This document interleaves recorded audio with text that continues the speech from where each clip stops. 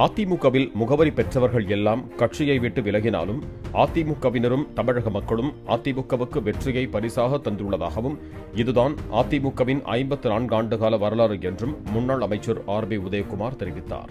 நடந்து முடிந்த சட்டமன்ற தேர்தலிலே பீகார் மக்களுக்கு ஏற்பட்டுள்ள அரசியல் விழிப்புணர்வு நடைபெற இருக்கின்ற 2026 சட்டமன்ற தேர்தலிலே இங்கே தமிழக மக்களுக்கு ஏற்பட்டிருக்கிறதா என்கிற விவாதம் நடந்து கொண்டிருந்தாலும் இங்கே தமிழக மக்களுக்கு அரசியல் விழிப்புணர்வு ஏற்பட்டிருக்கிறது, நமக்கு புதிய நம்பிக்கை ஏற்படுத்தி இருக்கிறது.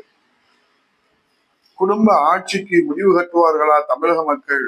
வளர்ந்த இயக்கத்திலும் வளர்ந்து கொண்டே இருக்கின்ற ஜனநாயக இயக்கத்திலும் அதிலும் 54 ஆண்டு காலம் 32 ஆண்டு காலம் ஆளுகிற கட்சி 54 ஆண்டு காலம் வரலாற்று சரித்திரத்திற்கு சாதனை சரித்திரத்திற்கு சொந்தமான கட்சியிலே கருத்து வேறுபாடுகள் ஏற்படுவது என்பது காலங்காலமாக நடந்து வருகிற ஒரு ஜனநாயக பண்பு.